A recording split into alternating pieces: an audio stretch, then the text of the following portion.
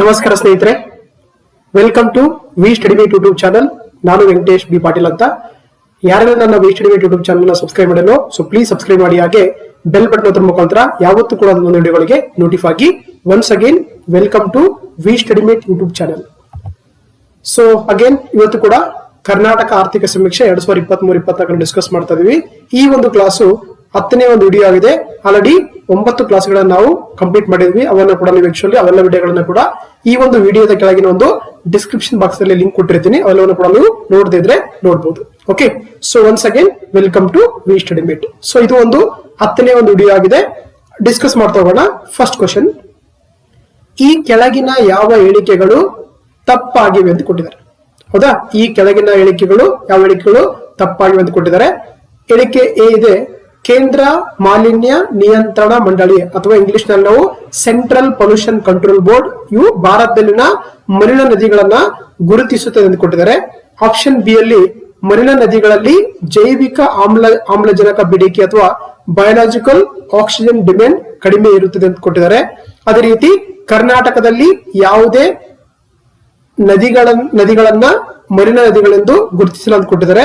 ಅದೇ ರೀತಿ option D ಅಲ್ಲಿ ಕೇಂದ್ರ ಮಾಲಿನ್ಯ ನಿಯಂತ್ರಣ ಮಂಡಳಿಯು ಶಾಸನಬದ್ಧ ಸಂಸ್ಥೆ ಎಂದು ಕೊಟ್ಟಿದ್ದಾರೆ. ಸೊ ಹಾಗಾದ್ರೆ ಈ ಕೊಟ್ಟಿರುವಂತಹ ಹೇಳಿಕೆಗಳಲ್ಲಿ ಯಾವ ಹೇಳಿಕೆ ತಪ್ಪಾಗಿದೆ ಅಂತ ಕೊಟ್ಟಿದ್ದಾರೆ. ಸೊ ಇಲ್ಲಿ ನಮಗೆ ಆಪ್ಷನ್ ಬಂದು ಆಪ್ಷನ್ ಸಿ ಇದೆಯಲ್ಲ, ಇದು ತಪ್ಪಾಗಿರುವಂತಹ ಹೇಳಿಕೆ ಆಗಿದೆ. ಸೊ ಹಾಗಾಗಿ ಇದು ಕರೆಕ್ಟ್ ಸ್ಟೇಟ್ಮೆಂಟ್ ಆಗುತ್ತೆ. ನೋಡಿ, ಫಸ್ಟ್ ನೋಡ್ತಾ ಹೋಗೋಣ. ನೋಡಿ, ಕೇಂದ್ರ ಮಾಲಿನ್ಯ ನಿಯಂತ್ರಣ ಮಂಡಳಿ ಅಥವಾ ಸೆಂಟ್ರಲ್ ಪೊಲ್ಯೂಷನ್ ಕಂಟ್ರೋಲ್ ಬೋರ್ಡ್ ಇದೆಯಲ್ಲ, ಇದೇನ್ ಮಾಡುತ್ತೆ, ನಮ್ಮ ದೇಶದಲ್ಲಿ ಇರುವಂತಹ ಮಲಿನ ನದಿಗಳನ್ನ ಗುರುತಿಸುತ್ತೆ. ನಮಗೆ ಸರ್ವೇದಲ್ಲಿ ಮೆನ್ಷನ್ ಮಾಡಿದೆ ನೋಡಿ, ಹೌದಲ್ವಾ. ನೋಡಿ, ಕೇಂದ್ರ ಮಾಲಿನ್ಯ ನಿಯಂತ್ರಣ ಮಂಡಳಿ ಅಥವಾ ಸೆಂಟ್ರಲ್ ಪೊಲ್ಯೂಷನ್ ಕಂಟ್ರೋಲ್ ಬೋರ್ಡ್ ಇದೆಯಲ್ಲ, ಇದೇನ್ ಮಾಡುತ್ತೆ, ಆಕ್ಚುಲಿ ನಮ್ಮ ದೇಶದಲ್ಲಿರುವಂತಹ ಸುಮಾರು 351 ನದಿಗಳು ಏನ್ ಮಾಡುತ್ತೆ ಅಂತಂದ್ರೆ ಇದು ಮಾಲಿನ್ಯ ಪೀಡಿತ ನದಿಗಳಂತ ಏನ್ ಮಾಡಿದೆ ಗುರುತಿಸಿದೆ. ಯಾವುದು, ಸೆಂಟ್ರಲ್ ಪೊಲ್ಯೂಷನ್ ಕಂಟ್ರೋಲ್ ಬೋರ್ಡ್ ಅಂತ. ಹೌದಾ. ಸೊ ಅದು ಫಸ್ಟ್, ಹಾಗಾಗಿ ಫಸ್ಟ್ ಸ್ಟೇಟ್ಮೆಂಟ್ ಕರೆಕ್ಟ್ ಆಗುತ್ತೆ. ಹೌದಾ, ಕೇಂದ್ರ ಮಾಲಿನ್ಯ ನಿಯಂತ್ರಣ ಮಂಡಳಿ ಏನಾಗುತ್ತೆ, ಭಾರತದಲ್ಲಿನ ಮಲಿನ ನದಿಗಳನ್ನ ಗುರುತಿಸುತ್ತದೆ. ಹಾಗಾಗಿ ಫಸ್ಟ್ ಸ್ಟೇಟ್ಮೆಂಟ್ ಕರೆಕ್ಟ್ ಆಗುತ್ತೆ. ಎರಡನೇ ನೋಡ್ತಾ ನೋಡಿ, ಮಲಿನ ನದಿಗಳಲ್ಲಿ ಜೈವಿಕ ಆಮ್ಲಜನಕ ಬೇಡಿಕೆ ಅಥವಾ ಬಯೋಲಾಜಿಕಲ್ ಆಕ್ಸಿಜನ್ ಡಿಮ್ಯಾಂಡ್ ಕಡಿಮೆ ಇರುತ್ತೆ ಅಂತ ಕೊಟ್ಟಿದ್ದಾರೆ. ಆಕ್ಚುಲಿ ಅಲ್ಲಿ ಏನಂದ್ರೆ ನೋಡಿ ಜಾಸ್ತಿ ಇರುತ್ತೆ. ಹೌದಲ್ವಾ. ನೋಡಿ ಏನಂತಂದ್ರೆ ನಮ್ಗೆ ಇಲ್ಲಿ ಕೊಟ್ಟಿದ್ದಾರೆ. ಸೊ ಜೈವಿಕ ಆಮ್ಲಜನಕ ಬೇಡಿಕೆ ಇದೆಯಲ್ಲ, ಇದೇನಾಗುತ್ತೆ ಆಕ್ಚುಲಿ ನಮ್ಗೆ ಅಲ್ಲಿ ಹೆಚ್ಚಿರುತ್ತದೆ. ಯಾಕಂತಂದ್ರೆ ಸೊ ಯಾವಾಗ ಮಲಿನ ಆಗುತ್ತೆ ಅಂದ್ರೆ ಆಕ್ಸಿಜನ್ ಅಷ್ಟು ಬೇಗ ಆಗಿ ಡಿಸಾಲ್ವ್ ಆಗಲ್ಲ. ಅವಾಗ ಏನಾಗುತ್ತೆ, ಅದರ ಒಂದು ಇದಕ್ಕೆ ಏನಾಗುತ್ತೆ ಹೆಚ್ಚಾಗಿರುತ್ತೆ, ಕಡಿಮೆ ಆಗಿರಂಗಿಲ್ಲ. ಸೊ ಹಾಗಾಗಿ ಆ ಸ್ಟೇಟ್ಮೆಂಟ್ ಕೂಡ ಸೊ ಕಡಿಮೆ ಆಗಿರುತ್ತೆ. ಸೊ ಹಾಗಾಗಿ ಅದು ಕೂಡ ಸೆಕೆಂಡ್ ಸ್ಟೇಟ್ಮೆಂಟ್ ಸರಿ ಆಗುತ್ತೆ. ಮೂರನೇ ನೋಡ್ತಾ ನೋಡಿ, ಏನು ಇದು ಸಿಪಿಸಿ ಇದೆಯಲ್ಲ, ನಮ್ಮ ರಾಜ್ಯದಲ್ಲಿ ಕೂಡ ಇದೆ ಸುಮಾರು 17 ನದಿಗಳನ್ನ, ಹೌದಾ, ಕರ್ನಾಟಕದ 17 ನದಿಗಳನ್ನ ಮಾಲಿನ್ಯ ನದಿಗಳು ಅಥವಾ ಕಲುಷಿತ ನದಿಗಳಂತ ಗುರುತಿಸಿ ಮಾಡಿದೆ. ಅದರಲ್ಲಿ ಎಕ್ಸಾಂಪಲ್ ಬಂದ್ರೆ ನಮ್ಗೆ ಲಕ್ಷ್ಮಣ್ ತೀರ್ಥ ಇದೆ, ಅರ್ಕಾವತಿ ಇದೆ, ಮಲಪ್ರಭಾ ಇದೆ, ತುಂಗಾಭದ್ರಾ ಇದೆ, ಹೌದಾ, ಕಾವೇರಿ, ಕಬಿನಿ, ಕಾಳಿ, ಕೃಷ್ಣ, ಭದ್ರಾ ಇವೆಲ್ಲವೂ ಕೂಡ ಏನಂತಂದ್ರೆ ನಮ್ಮ ರಾಜ್ಯದಲ್ಲಿ ಕೂಡ ಸುಮಾರು 17 ನದಿಗಳನ್ನ ಕಲುಷಿತ ನದಿಗಳು ಮತ್ತೆ ಉಪನದಿಗಳನ್ನ ಕಲುಷಿತ ನದಿಗಳಂತಲೇ ಗುರುತಿಸಿರುವಂತದ್ದು. ಸೊ ಹಾಗಾಗಿ ಏನಾಗುತ್ತೆ ನೋಡಿ, ಇಲ್ಲಿ ಕೊಟ್ಟಿದ್ದಾರೆ ಕರ್ನಾಟಕದಲ್ಲಿ ಯಾವುದೇ ನದಿಗಳನ್ನ ಮಲಿನ ನದಿಗಳೆಂದು ಗುರುತಿಸಲು ಕೊಟ್ಟಿದ್ದಾರೆ. ಆಕ್ಚುಲಿ ಇಲ್ಲಿ ಕೂಡ 17 ನದಿಗಳನ್ನ ಗುರುತಿಸಿದ್ದಾರೆ. ಹಾಗಾಗಿ ಈ ಸ್ಟೇಟ್ಮೆಂಟ್ ತಪ್ಪಾಗುತ್ತೆ. ಜೊತೆಗೆ ಕೇಂದ್ರ ಮಾಲಿನ್ಯ ನಿಯಂತ್ರಣ ಮಂಡಳಿ ಅಥವಾ ಸೆಂಟ್ರಲ್ ಪೊಲ್ಯೂಷನ್ ಕಂಟ್ರೋಲ್ ಬೋರ್ಡ್ ಇದೆಯಲ್ಲ, ಇದೊಂದು ಶಾಸನಬದ್ಧ ಸಂಸ್ಥೆಯಾಗಿದೆ. ಎಸ್, ಏನ್ ಮಾಡ್ತಾರೆ ಅಂದ್ರೆ ಒಂದು ಕಾಯ್ದೆ ಬರುತ್ತೆ, ಅದನ್ನ ನಾವು ಜಲ ಕಾಯ್ದೆ ಅಂತ ಕರೀತಾರೆ. ಜಲ ಕಾಯ್ದೆ 1974 ಅಂತ ಒಂದು ಕಾಯ್ದೆ ಮಾಡಿದ್ರೆ ಪಾರ್ಲಿಮೆಂಟ್ ಆಫ್ ಇಂಡಿಯಾ. ಅದರಲ್ಲಿ 2 ಬಾಡಿಗಳನ್ನ ಕ್ರಿಯೇಟ್ ಮಾಡ್ತಾ ಹೋಗುತ್ತೆ. ಒಂದು ಸೆಂಟ್ರಲ್ ಪೊಲ್ಯೂಷನ್ ಕಂಟ್ರೋಲ್ ಬೋರ್ಡ್, ಕನ್ನಡದಲ್ಲಿ ಏನ್ ಕರಿತೀವಿ ಕೇಂದ್ರ ಮಾಲಿನ್ಯ ನಿಯಂತ್ರಣ ಮಂಡಳಿ ಅಂತ ಕರೀತಾರೆ.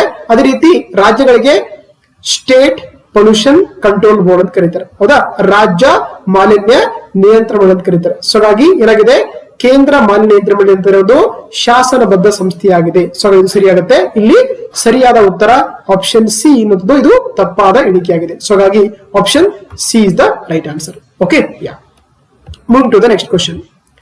ನೆಕ್ಸ್ಟ್ ನೋಡ್ತಾ ಹೋಗೋಣ. ಈ ತ್ಯಾಜ್ಯ ಅಂತಂದ್ರೆ ಎಲೆಕ್ಟ್ರಾನಿಕ್ ವೇಸ್ಟ್ ಅಥವಾ ಎಲೆಕ್ಟ್ರಾನಿಕ್ ತ್ಯಾಜ್ಯಗಳಂತ ಕರೀತಾರೆ. ಈ ತ್ಯಾಜ್ಯಗಳಿಗೆ ಸಂಬಂಧಿಸಿದಂತೆ ಈ ಕೆಳಗಿನ ಯಾವ ಹೇಳಿಕೆಗಳು ತಪ್ಪಾಗಿದೆ ಅಂತ ಕೊಟ್ಟಿದ್ದಾರೆ ಅಲ್ವಾ.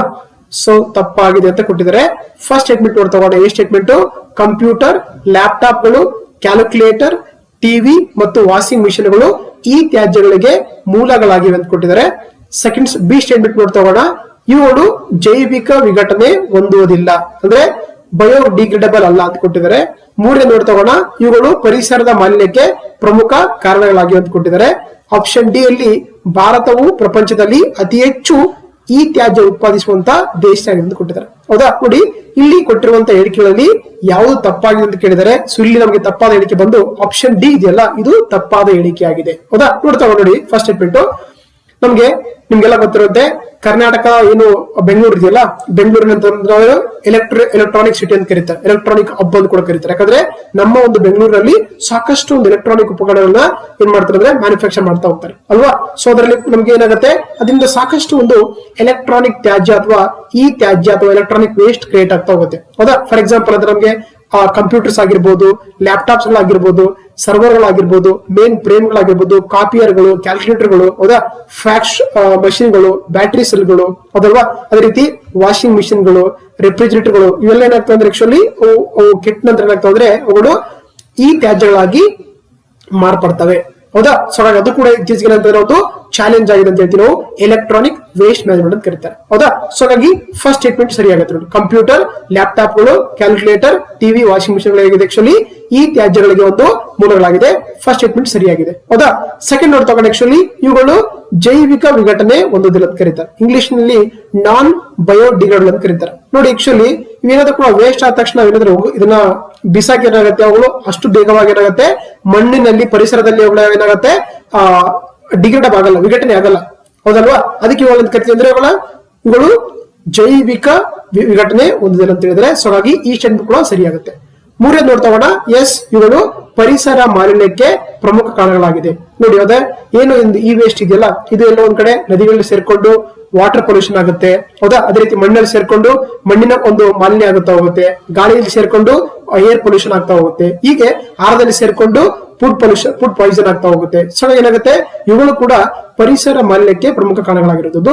ಜೊತೆಗೆ ಭಾರತದಲ್ಲಿ ಪ್ರಪಂಚದಲ್ಲಿ ಅತಿ ಹೆಚ್ಚು ಈ ತ್ಯಾಜ್ಯ ಉತ್ಪಾದಿಸುವಂತ ದೇಶ ಅಂತ ಕೊಟ್ಟಿದ್ರಲ್ಲ, ಸೊ ಇದು ತಪ್ಪಾಗಿದೆ. ಯಾಕಂದ್ರೆ ನೋಡಿ ನಮ್ಗೆ ಇಲ್ಲಿ ಕೊಟ್ಟಿದ್ದಾರೆ ಸಮಯದಲ್ಲಿ, ಸೊ ಅಮೆರಿಕ ಇದೆಯಲ್ಲ ಜಗತ್ತಿನಲ್ಲಿ ಅತಿ ಹೆಚ್ಚು ಎಲೆಕ್ಟ್ರಾನಿಕ್ ವೇಸ್ಟ್ ಅನ್ನು ಉತ್ಪಾದನೆ ಮಾಡುವಂತ ದೇಶ ಅಂದ್ರೆ ಫಸ್ಟ್ ದೇಶ ಅಮೆರಿಕ ಇದೆ, ಸೆಕೆಂಡ್ ದೇಶ ಚೀನಾ ಇದೆ, ನಮ್ದು ಮೂರನೇ ಸ್ಥಾನದಲ್ಲಿ. ಹೌದಾ, ಮೂರನೇ ಸ್ಥಾನದಲ್ಲಿ ಭಾರತ ಆಗಿದೆ. ಸುಮಾರು ನಮ್ದು 2019 ಸುಮಾರು 3.2 ಮಿಲಿಯನ್ ಟನ್ಸ್ ಏನ್ ಮಾಡ್ತಿದ್ದಾರೆ ಆಕ್ಚುಲಿ ನಮ್ಮ ದೇಶದಿಂದ ಎಲೆಕ್ಟ್ರಾನಿಕ್ ವೇಸ್ಟ್ ಉತ್ಪಾದನೆ ಮಾಡಿದೆ ಅಂತ ಹೇಳಿದ್ದಾರೆ. ಜೊತೆಗೆ 2028 ಹೊತ್ತಿಗೆ ಏನ್ ಮಾಡ್ತೀವಿ ನೋಡಿ ನಾವು. ಹೌದಾ, 2028 ಹೊತ್ತಿಗೆ ಏನ್ ಮಾಡ್ತಾರೆ ಅಂದ್ರೆ ಭಾರತ ಸುಮಾರು 11.5 ಮಿಲಿಯನ್ ಟನ್ಸ್ ಏನಂತಂದ್ರೆ ಆಕ್ಚುಲಿ ಎಲೆಕ್ಟ್ರಾನಿಕ್ ವೇಸ್ಟ್ ಅನ್ನ ಉತ್ಪಾದನೆ ಮಾಡ್ತೀವಿ ಅಂತ ಹೇಳಿ ಒಂದು ಏನಾಗಿದೆ ಟಾರ್ಗೆಟ್ ಕೊಟ್ಟಿದ್ದಾರೆ, ಒಂದೇನಂದ್ರೆ ಸರ್ವೆ ಮಾಡಿದ್ದಾರೆ. ಹೌದಾ, ಸೊ ಹಾಗಾಗಿ ಈ ತ್ಯಾಜ್ಯವನ್ನು ಉತ್ಪಾದಿಸುವಂತ ಮೂರನೇ ಅತಿ ದೊಡ್ಡ ದೇಶ ನಮ್ದು ಯಾವುದು ಭಾರತ ಆಗಿದೆ. ಫಸ್ಟ್ ಹೌದಾ, ಫಸ್ಟ್ ಬಂದು ಅಮೆರಿಕ ಇದೆ, ಸೆಕೆಂಡ್ ಬಂದು ಚೀನಾ ಇದೆ, ಥರ್ಡ್ ಪ್ಲೇಸ್ ಅಲ್ಲಿ ನಮ್ದಿದೆ. ಸೊ ಹಾಗಾಗಿ ಇದು ಪ್ರಪಂಚದಲ್ಲಿ ಅತಿ ಹೆಚ್ಚು ಅಲ್ಲ, ಮೂರನೇ ಅತಿ ಹೆಚ್ಚು ದೇಶ ಅಂದ್ರೆ ಅದು ಭಾರತ ಇದೆ. ಹಾಗಾಗಿ ಆಪ್ಷನ್ ಡಿ ಸರಿಯಾದ ಸ್ಟೇಟ್ಮೆಂಟ್, ಕರೆಕ್ಟ್ ಆನ್ಸರ್ ಆಗಿದೆ, ಇದು ತಪ್ಪಾದ ಹೇಳಿಕೆ ಆಗಿದೆ. ಸೊ ಹಾಗಾಗಿ option D is the right answer. Okay, ಯಾ ನೋಡಿ. ಜೊತೆಗೆ ಈ ಒಂದು ವೇಸ್ಟ್ ಅನ್ನ ಇದು ಮಾಡಕ್ಕೆ ಏನ್ ಮಾಡಿದ್ರೆ ಅಂದ್ರೆ ನಮ್ಮ ದೇಶದಲ್ಲಿ ಜುಲೈ 1, 2020 ಏನ್ ಮಾಡ್ತಿದ್ದಾರೆ actually there is a ban of the single use plastic ಅಂತ ಕರೀತಾರೆ. ಅಂದ್ರೆ ಏಕ ಸಮಯದಲ್ಲಿ ಬಳಸುವಂತ ಪ್ಲಾಸ್ಟಿಕ್ ಗಳನ್ನು ನಮ್ಮ ದೇಶದಲ್ಲಿ ಏನ್ ಮಾಡಿದ್ರೆ ಜುಲೈ 1, 2022 ಕಂಪ್ಲೀಟ್ ಆಗಿ ಬ್ಯಾನ್ ಮಾಡಿದ್ದಾರೆ. ಅದಕ್ಕೆ ನಿಮ್ಗೆ ಯಾವುದೇ ಶಾಪ್ಗಳಿಗೆ ಹೋದ್ರು ಕೂಡ ಪ್ಲಾಸ್ಟಿಕ್ ಗಳು ಕೊಡಂಗಿಲ್ವಾ, ನೀವ್ ಏನ್ ಮಾಡ್ತಾರೆ ನಿಮ್ಮ ಮನೆಯಿಂದ ಬ್ಯಾಗ್ ಗಳು ತೊಂಬರ್ ಅಂತ ಹೇಳ್ತಾ ಹೋಗ್ತಾರೆ. ಸೊ ಇದು ಕೂಡ ಒಂದೇನಾಗುತ್ತೆ ಪರಿಸರವನ್ನ ಕಾಪಾಡ್ಕೊಳ್ಳಕ್ಕೆ ತೆಗೆದುಕೊಂಡಿರುವಂತಹ ಒಂದು ನಿರ್ಣಯ ಅಂತ ಹೇಳ್ಬೋದು. There is a ban of the single use plastic ಅಂತ ಕರೀತಾರೆ. ಓಕೆ, ಯಾ ನೆಕ್ಸ್ಟ್ ಕ್ವೆಶ್ಚನ್ ನೋಡ್ತಾ ಹೋಗೋಣ. ಭಾರತ ಸುಸ್ಥಿರ ಅಭಿವೃದ್ಧಿ ಗುರಿಗಳ ಸೂಚ್ಯಾಂಕ ಅಥವಾ ಇಂಗ್ಲಿಷ್ ನಲ್ಲಿ ನಾವು Indian sustainable development goal index, ಈ ಒಂದು ಇಂಡೆಕ್ಸ್ ಸೂಚ್ಯಂಕವನ್ನ ಪ್ರಕಟ ಮಾಡುವವರು ಯಾರು ಅಂತ ಕೇಳಿದರೆ, ಸೊ ಆಪ್ಷನ್ ಎ ಇದೆ RBI Reserve Bank of India ಅಂತಿದೆ, ಆಪ್ಷನ್ ಬಿ ಬಂದು ನೀತಿ ಆಯೋಗ ಅಂತಿದೆ, ಆಪ್ಷನ್ ಸಿ ಬಂದು ಕೇಂದ್ರೀಯ ಸಾಂಖ್ಯಿಕ ಕಚೇರಿ ಅಥವಾ ಸೆಂಟ್ರಲ್ ಸ್ಟಾಟಿಸ್ಟಿಕಲ್ ಆಫೀಸ್ ಅಂತಿದೆ, ನಾಲ್ಕನೇದು ಬಂದು ಆಪ್ಷನ್ ಡಿ ಬಂದು ಶಿಕ್ಷಣ ಸಚಿವಾಲಯ ಕೊಟ್ಟಿದ್ದಾರೆ. ಹೌದಾ, ನೋಡಿ ಆಕ್ಚುಲಿ ಏನು ಭಾರತ ಸುಸ್ಥಿರ ಅಭಿವೃದ್ಧಿ ಗುರಿಗಳ ಸೂಚ್ಯಂಕ ಇದೆಯಲ್ಲ, ಇದನ್ನ ಪ್ರಕಟ ಮಾಡುವಂತ ಒಂದು ಸಂಸ್ಥೆ ಯಾವ್ದಂತಂದ್ರೆ ಅದು ನೀತಿ ಆಯೋಗ್. ಓಕೆ, ಏನ್ ಮಾಡುತ್ತೆ ಪ್ರತಿ ವರ್ಷ ಈ ಒಂದು SDG ಇಂಡೆಕ್ಸ್ ಅನ್ನ, ಇಂಡಿಯನ್ SDG ಇಂಡೆಕ್ಸ್ ಅನ್ನು ಪಬ್ಲಿಷ್ ಮಾಡುವಂತ ಸಂಸ್ಥೆ ಅಂದ್ರೆ ಅದು ನೀತಿ ಆಯೋಗ ಆಗಿದೆ. ಹೌದಾ, ನೋಡಿ ನಿಮ್ಗೆಲ್ಲ ಗೊತ್ತಿರುವಂತೆ ಯುನೈಟೆಡ್ ನೇಷನ್ಸ್ ಅಥವಾ ವಿಶ್ವಸಂಸ್ಥೆ ಇದೆಯಲ್ಲ ಅದೇನ್ ಮಾಡುತ್ತೆ ಸುಮಾರು 17 ಗುರಿಗಳನ್ನ ಹಾಕೊಂಡಿದ್ದಾರೆ. ಅವುಗಳನ್ನ ಕರಿತೀವಿ ನಾವು ಸಸ್ಟೈನಬಲ್ ಡೆವಲಪ್ಮೆಂಟ್ ಗೋಲ್ಸ್ ಅಂತ ಕರೀತಾರೆ. ಇದೇನಂದ್ರೆ 2015ರಿಂದ 2030ರವರೆಗೆ ಇಡೀ ಜಗತ್ತಿನಲ್ಲಿ ಏನಂತಂದ್ರೆ ಆಕ್ಚುಲಿ ಈ ಗುರಿಗಳನ್ನ ಸಾಧಿಸುವಂತದ್ದು ಈ ಒಂದು ಸಸ್ಟೈನಬಲ್ ಡೆವಲಪ್ಮೆಂಟ್ ಗೋಲ್ಸ್ ಅಥವಾ ಸುಸ್ಥಿರ ಅಭಿವೃದ್ಧಿ ಗುರಿಗಳ ಒಂದು ಮುಖ್ಯ ಉದ್ದೇಶವಾಗಿದೆ. ಇದನ್ನ ಯಾರು ಇಂಪ್ಲಿಮೆಂಟೇಷನ್ ಮಾಡಿದರೆ? ವಿಶ್ವಸಂಸ್ಥೆ ಮಾಡಿದೆ. ಅದೇ ರೀತಿ ನಮ್ಮ ದೇಶದಲ್ಲಿ ಕೂಡ ಏನ್ ಮಾಡಿದ್ದಾರೆ ಆಕ್ಚುಲಿ ಈ ಒಂದು ಗುರಿಗಳನ್ನ ರೀಚ್ ಮಾಡ್ಕೊಳ್ಳಕ್ಕೆ ಒಂದು ಇಂಡೆಕ್ಸ್ ಮಾಡಿದ್ದಾರೆ. ಅದು ಭಾರತ ಸುಸ್ಥಿರ ಅಭಿವೃದ್ಧಿ ಗುರಿಗಳ ಸೂಚಕ ಅಂತ ಕರೀತಾರೆ. ಅದನ್ನ ಯಾರು ಪ್ರಕಟ ಮಾಡ್ತಾರೆ? ಪ್ರತಿ ವರ್ಷ ನೀತಿ ಆಯೋಗ ಮಾಡುತ್ತೆ. ಓಕೆನಾ? ಸೊ ಹಾಗಾಗಿ option B is the right answer. Okay, ಯಾ ನೋಡಿ ಯಾಕೆ ಈ ಕ್ವಶನ್ ತಗೊಂಡಿದೆ ಅಂತಂದ್ರೆ ನಮಗೆ ಮೆನ್ಷನ್ ಮಾಡಿದರೆ ನೋಡಿ ನೀತಿ ಆಗಿದೆಯಲ್ಲ ಅದೇನ್ ಮಾಡುತ್ತೆ, ಭಾರತ ಸುಸ್ಥಿರ ಅಭಿವೃದ್ಧಿ ಗುರಿಗಳ ಇಂಡೆಕ್ಸ್ ಇಂಡಿಯಾ ಇಂಡೆಕ್ಸ್ ಅನ್ನ 2020 ಲಾಂಚ್ ಮಾಡಿದೆ. ಅದರಲ್ಲಿ ನೋಡಿ ವಿಶೇಷವಾಗಿ ಏನು ಈ ಒಂದು ಮೂಲ ಸೌಕರ್ಯಗಳಂತ ಬರ್ತವೆ, ಹೌದಾ? ಮೂಲ ಸೌಕರ್ಯ ಅಂತ ಇದೆಯಲ್ಲ ಅದರಲ್ಲಿ ಏನಂತಂದ್ರೆ ನೋಡಿ ಆಕ್ಚುಲಿ ಭಾರತ 6ನೇ ಸ್ಥಾನದಲ್ಲಿ ಬಂದಿದೆ. ಸಾರಿ, ಕರ್ನಾಟಕ ಏನ್ ಮಾಡಿದೆ ಅಂದ್ರೆ ಆಕ್ಚುಲಿ ಈ ಒಂದು ಸೂಚಕದಲ್ಲಿ ಕರ್ನಾಟಕ 6ನೇ ಸ್ಥಾನ ಪಡ್ಕೊಂಡಿದೆ. ಅಂದ್ರೆ ಸುಮಾರು 100 ಮಾರ್ಕ್ಸ್ ಗಳಿಗೆ 64 ಅಂಕ ಪಡ್ಕೊಂಡಿದೆ. ಅಂದ್ರೆ ಕರ್ನಾಟಕ ನಮ್ಮ ದೇಶದಲ್ಲಿ 6ನೇ ಸ್ಥಾನ ಪಡ್ಕೊಂಡಿದೆ. ಅದು ಯಾವುದರಲ್ಲಿ? ಮೂಲ ಸೌಕರ್ಯಗಳು ಮತ್ತೆ ನಾವೀನ್ಯತೆಯಲ್ಲಿ. That is the India sustainable development index of the 2020 ಅಂತ ಹೇಳ್ಬೋದು. ಓಕೆ, ಹಾಗಾಗಿ ಈ ಒಂದು ಪ್ರಶ್ನೆಯನ್ನ ನಾವು ಕೇಳಿರೋದು. ಎಸ್, ಯಾ. ನೆಕ್ಸ್ಟ್ ನೋಡ್ತೋಣ. ಭಾರತದಲ್ಲಿ ಪ್ರಥಮ ಬಾರಿಗೆ ವಿದ್ಯುತ್ ವಾಹನ ನೀತಿ ಅಥವಾ ಎಲೆಕ್ಟ್ರಾನಿಕ್ ವೆಹಿಕಲ್ ಪಾಲಿಸಿಯನ್ನ ಜಾರಿಗೆ ತಂದ ರಾಜ್ಯ ಯಾವ್ದಂತ ಕೇಳ್ತಾರೆ, ಹೌದಾ? ಇಡೀ ದೇಶದಲ್ಲೇ ಒಂದು ರಾಜ್ಯ ಏನ್ ಮಾಡಿದ್ರೆ ಫಸ್ಟ್ ಟೈಮು ಈ ಎಲೆಕ್ಟ್ರಿಕಲ್ ವೆಹಿಕಲ್ ಪಾಲಿಸಿ ಅಥವಾ ವಿದ್ಯುತ್ ವಾಹನ ನೀತಿಯನ್ನ ಜಾರಿಗೆ ತಂದ ರಾಜ್ಯ ಯಾವ್ದಂತಂದ್ರೆ ಅದು ಇಲ್ಲಿ ಆಪ್ಷನ್ ಮಹಾರಾಷ್ಟ್ರ ಕೊಟ್ಟಿದ್ದಾರೆ, ಸೊ ಗುಜರಾತ್ ಕೊಟ್ಟಿದ್ದಾರೆ, ಹರಿಯಾಣ ಕೊಟ್ಟಿದ್ದಾರೆ, ಕರ್ನಾಟಕ ಕೊಟ್ಟಿದ್ದಾರೆ. ಸೊ ಇಲ್ಲಿ ಸರಿಯಾದ ಉತ್ತರ ನಮ್ಮ ಕರ್ನಾಟಕ ಏನಂದ್ರೆ 2017ರಲ್ಲಿ ಫಸ್ಟ್ ಟೈಮ್ ನಮ್ಮ ದೇಶದಲ್ಲಿ ಫಸ್ಟ್ ಟೈಮ್ ಏನಂತಂದ್ರೆ 2017ರಲ್ಲಿ ಈ ಒಂದು ಪಾಲಿಸಿಯನ್ನು ತರುತ್ತೆ. ಅದು ವಿದ್ಯುತ್ ವಾಹನ ನೀತಿ ಅಥವಾ ಎಲೆಕ್ಟ್ರಾನಿಕ್ ವೆಹಿಕಲ್ ಪಾಲಿಸಿ ಅಂತ ಕರೀತಾರೆ. ಇದು ನಮ್ಮ ದೇಶದಲ್ಲೇ ಫಸ್ಟ್ ರಾಜ್ಯ ಅಂತಂದ್ರೆ ಅದು ಕರ್ನಾಟಕ ರಾಜ್ಯವಾಗಿದೆ 2017ರಲ್ಲಿ. ಹಾಗಾಗಿ ಆಪ್ಷನ್ ಡಿ ಇಸ್ ದ ಸರಿಯಾದ ಉತ್ತರ ಆಗಿದೆ. ನೋಡಿ ನಮ್ಗೆ ಸರ್ವೇದಲ್ಲಿ ಕೊಟ್ಟಿದ್ದಾರೆ, ಹೌದಲ್ಲ? 2017 ಏನ್ ಮಾಡುತ್ತೆ ಕರ್ನಾಟಕ ರಾಜ್ಯ ರಾಷ್ಟ್ರದಲ್ಲಿಯೇ ಪ್ರಪ್ರಥಮ ಬಾರಿಗೆ ವಿದ್ಯುತ್ ವಾಹನ ನೀತಿ 2017 ಜಾರಿಗೆ ತಂದಿದೆ, ಹೌದಾ? ಯಾಕಂದ್ರೆ ನೋಡಿ ಇತ್ತೀಚೆಗೆ ಏನಂತಂದ್ರೆ ಆಕ್ಚುಲಿ ನಾವು ಎಲ್ಲ ಡೀಸೆಲ್ ವೆಹಿಕಲ್ಗಳು ಮತ್ತೆ ಪೆಟ್ರೋಲ್ ವೆಹಿಕಲ್ ಎಲ್ಲ ಹೋಗ್ತಾ ಇದೆ. ಅವಾಗ ಏನಾಗುತ್ತೆ ಇತ್ತೀಚೆಗೆಲ್ಲ ನಮ್ಗೆ ಸೊ ಎಲೆಕ್ಟ್ರಾನಿಕ್ ವೆಹಿಕಲ್ಸ್ ಬರ್ತಾ ಇದೆ, ಹೌದಾ? ಇದರಿಂದ ಏನ್ ಮಾಡೋದು ನಾವು ಸಾಕಷ್ಟು ಒಂದು ಪರಿಸರ ಮಾಲಿನ್ಯವನ್ನು ತಡೆಗಟ್ಟಲಿಕ್ಕೆ ಸಾಧ್ಯ ಆಗ್ತಾ ಹೋಗುತ್ತೆ, ಹೌದಾ? ಹಾಗಾಗಿ ಇಡೀ ದೇಶದಲ್ಲೇ ಫಸ್ಟ್ ಸ್ಟೇಟ್ ಯಾವ್ದಪ್ಪ ಅಂತಂದ್ರೆ ಅದು ಕರ್ನಾಟಕ ತಂದಿರೋದು ವಿದ್ಯುತ್ ವಾಹನ ನೀತಿ 2017. ನೋಡಿ ಜೊತೆಗೆ ಈ ಒಂದು ನಿಟ್ಟಿನಲ್ಲಿ ಏನಂತಂದ್ರೆ ಕರ್ನಾಟಕ ಏನಂತಂದ್ರೆ ಸಾಕಷ್ಟು ಒಂದು ಗುರಿಗಳು ಇಟ್ಕೊಂಡಿದೆ. ಅದೇನಂದ್ರೆ ಏಷ್ಯಾದಲ್ಲಿ ಭವಿಷ್ಯದ ತಂತ್ರಜ್ಞಾನ ಉತ್ಪಾದನೆಗೆ ಕರ್ನಾಟಕವನ್ನ ನಂಬರ್ 1 ಸ್ಥಾನ ಮಾಡಕ್ಕೆ ಏನಂತಂದ್ರೆ ಸುಮಾರು 9 ವಲಯಗಳನ್ನ ಸೆಲೆಕ್ಟ್ ಮಾಡ್ಕೊಂಡಿದೆ, ಸೆಕ್ಟರ್ಗಳು. ಅದರಲ್ಲಿ ಏರೋಸ್ಪೇಸ್ ಇದೆ ಅಂಡ್ ಡಿಫೆನ್ಸ್ ಇದೆ, ಮಷಿನ್ ಟೂಲ್ಸ್ ಇದೆ, ಎಲೆಕ್ಟ್ರಾನಿಕ್ ಸಿಸ್ಟಮ್ ಡಿಸೈನ್ಸ್ ಇದೆ, ಮ್ಯಾನುಫ್ಯಾಕ್ಚರಿಂಗ್ ಇದೆ, ಫಾರ್ಮಾಸ್ಯೂಟಿಕಲ್ಸ್ ಇದೆ, ಹೌದಾ?